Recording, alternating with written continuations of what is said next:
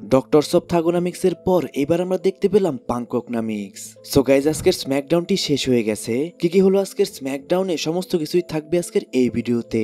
প্রথমেই বলে নেই, আজকের স্ম্যাকডাউনটি হয়েছিল কিন্তু সৌদি আরবিয়াতে, তাই সেখানকার এরিনা এবং সেখানকার অডিয়েন্স সবকিছু কিন্তু একদমই আলাদা। আজকে যে এরিনার মধ্যে ডাব্লিউডাব্লিউ স্ম্যাকডাউনটি হয়েছে সেটা কিন্তু অন্য লেভেলের একটা এরিনা ছিল।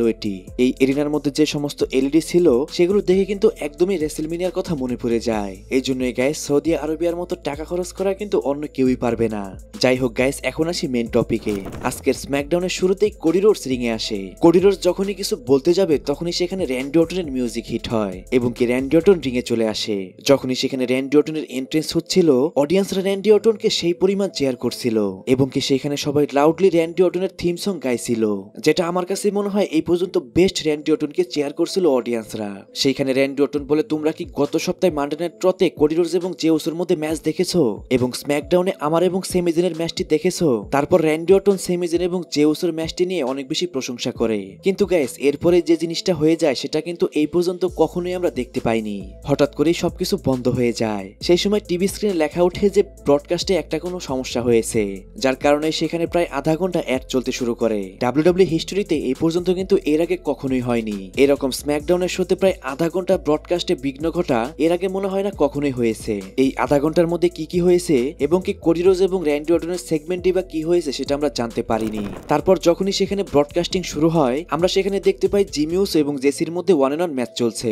সেই ম্যাচের মধ্যে সোলো সিকোয়া প্রথম থেকে ইন্টারফেয়ার করে, জেসিও ম্যাচের বেশিরভাগ সময় ডমিনেট করে, কিন্তু তারপরেও একটি টাইমে জিমি উসো অনেক ভালো ফাইট করে। কিন্তু গাইস, লাস্টে সেখানে জেসি একটা পাওয়ার স্ল্যাম হিট করে জিমি উসোকে এবং জেসি পিন করে এই ম্যাচটার মধ্যে উইন করে যায়। যখনই ম্যাচ শেষ হয়ে যায় তখনই সেখানে সোলো সিকোয়া আসে এবং জিমি উসোকে তার টিমে অ্যাড হওয়ার জন্য বলে, কিন্তু জিমি উসো তার কোনো কথা না শুনি তাকে একটা চড় দিয়ে বসে, যেটা দেখে জেসি জিমি উসোকে আবারও অ্যাটাক করে। তখনই সেখানে জিমি উসোকে বাঁচাতে জেকব ফাটু চলে আসে। জেকব ফাটুকে দেখে সোলো সিকোয়া সেখান থেকে সরে যায় এবং জেসি চলে আসে জেকব ফাটুর সাথে ফাইট করার জন্য, কিন্তু সেখানে জেসিকে বিট করে দেয় জেকব ফাটু।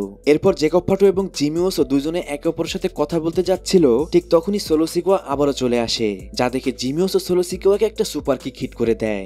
গাইস, গত সপ্তাহে জেকব ফাটুকে হেল্প করলো জিমি উসো, এই সপ্তাহে জিমি উসোকে হেল্প করলো জেকব ফাটু। হয়তো তাদের মধ্যে আমরা একটা ট্যাগ টিমও সামনে দেখতে পারি। আজকের স্ম্যাকডাউনের যে সমস্ত ম্যাচগুলো হয়েছে সেগুলো কিন্তু কোনোভাবে একটা পেলের থেকে কম নয়। আমরা সাধারণত ডাব্লিউডাব্লিউ পেপার ভিউতে যেরকম ম্যাচগুলো দেখতে পাই ঠিক সেরকম ম্যাচগুলো কিন্তু আজকে হয়েছে।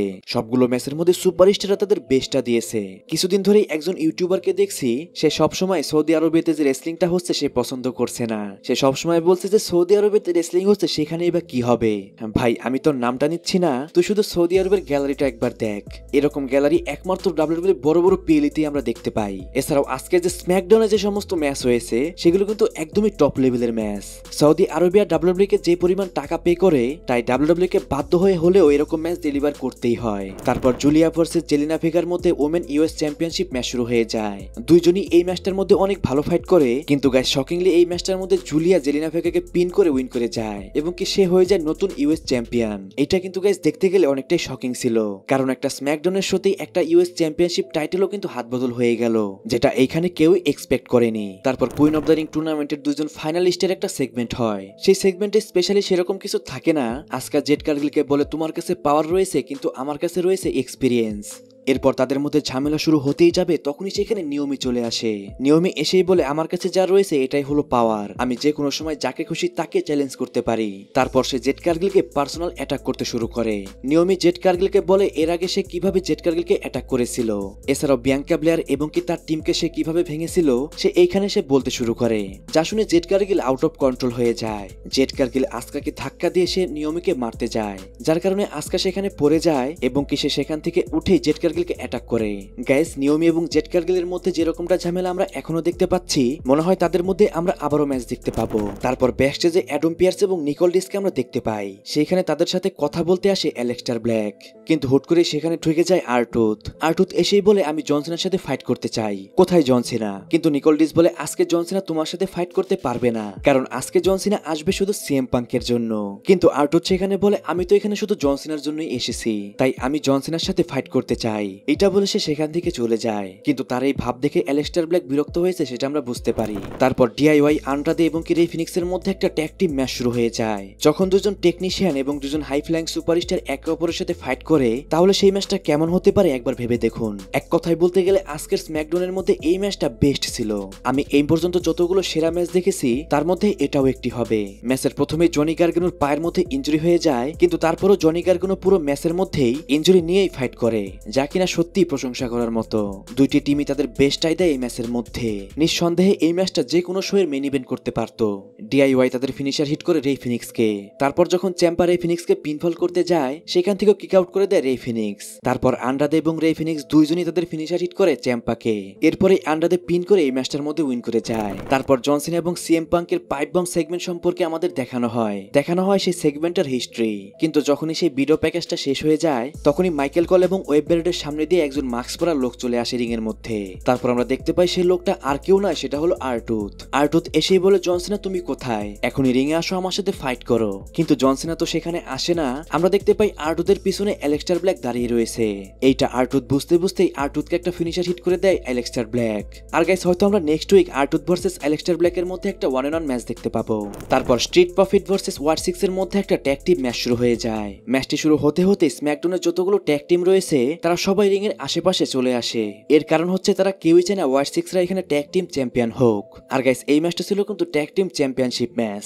ম্যাচের মধ্যে প্রথম থেকেই লোমেজ এবং কেসি মিলে সেখানে মন্টেস ফ্রডকে মারতে শুরু করে। এরপর বেশ কিছুক্ষণ তাদের মধ্যে ফাইট চলে, কিন্তু এরপরে যখনই ওয়ার 6 এর আন্ডারে সেই ম্যাচটা চলে যায়, তখনই সমস্ত নিচে থাকা সুপারস্টার ওয়ার 6 এর উপর অ্যাটাক করে দেয়। আর গাইস, যার কারণে সেই ম্যাচটা ডিকিউর মাধ্যমে শেষ করে দেওয়া হয়। ম্যাচ শেষ হওয়ার পরও সবাই মিলে সেখানে ওয়ার 6 এর উপর অ্যাটাক করে। তখনই সেখানে আঙ্কেল হাউডি এবং এরিক রোয়েন চলে আসে। তারা দুইজন মিলে প্রায় সবাইকে সেখানে মারছিল, কিন্তু এক পর্যায়ে সবাই মিলে সেখানে ওয়ার 6 কে একদম ডিস্ট্রয় করে দেয়। গাইস, এই ম্যাচটার মধ্যে যদিও বা ওয়ার 6রা ট্যাগ টিম চ্যাম্পিয়ন হতে পারেনি, কিন্তু তারপরেও কিন্তু ওয়ার 6 কে সেইভাবে বিল করছে ডাব্লিউডব্লিউই। তারপর জিমি ওসো এবং জেকব ফাটোকে এরিনার বাইরে আমরা দেখতে পাই। সেখানে জেকব ফাটো জিমি ওসোকে বলে, তোমাকে আমি কিন্তু বলিনি আমাকে হেল্প করতে, আর ফিউচারেও তোমার কোনো হেল্পেরই প্রয়োজন নেই আমার। এর উত্তরে জিমি ওসো বলে, তোমাকেও আমার কোনো হেল্প করার প্রয়োজন নেই। কিন্তু আমার মনে হয় তাদের মধ্যে সামনে আমরা একটা ট্যাগ টিমও দেখতে পারি। তারপর টিফিনি ভার্সেস নায়া জ্যাক্স এর মধ্যে উইমেন চ্যাম্পিয়নশিপ ম্যাচ শুরু হয়ে যায়। আর গাইস, ম্যাচটি ছিল কিন্তু লাস্ট উইমেন স্ট্যান্ডিং ম্যাচ, যার কারণে এই ম্যাচের মধ্যে সবকিছু এলাও ছিল। আর গাইস, আমরা সমস্ত ওপেনই আমরা এই ম্যাচটার মধ্যে দেখতে পাই। চেয়ার, টেবিল, ক্যান্ডোস্টিক সবকিছুই ব্যবহার হয় এই ম্যাচের মধ্যে। ম্যাচটির প্রথম ভাগে নায়া জ্যাক্স সেখানে ডমিনেট করতে পারলেও লাস্টে সেই ম্যাচটার মধ্যে টিফিনি ডমিনেট করে। এক পর্যায়ে টিফিনি যখনই এই ম্যাচটার মধ্যে উইন করে যাচ্ছিল, তখনই সেখানে নিয়মে চলে আসে এবং কি সে মানি ইন দ্য ব্যাংকটি ক্যাশ ইন করতে চায়। নিয়মি রেফারির কাছে বলে সে মানি ইন দ্য ব্যাংকটি ক্যাশ ইন করছে, কিন্তু তখনই সেখান থেকে মানি ইন দ্য ব্যাংকটি কেড়ে নিয়ে যায় টিফিনি, এবং সে মানি ইন দ্য ব্যাংক দিয়ে সেখানে ডিস্ট্রয় করে দেয় নিয়মিকে। এরপর টিফিনি নায়া জ্যাক্সকে একটা টেবিলের উপর ফেলে দিলে সেখান থেকে নায়া জ্যাক্স আর উঠতে পারে না। আর গাইস, এরই মাধ্যমে কিন্তু টিফিনি তার টাইটেলটি রিটেন করে নিল। তারপর জন সিনা রিং এ আসে। সেইখানে জন সিনা বলে, আমি একজন জিনিয়াস, কালকে নাইট অফ চ্যাম্পিয়নে আমি এবং সিএম পাঙ্ক ফাইট করব।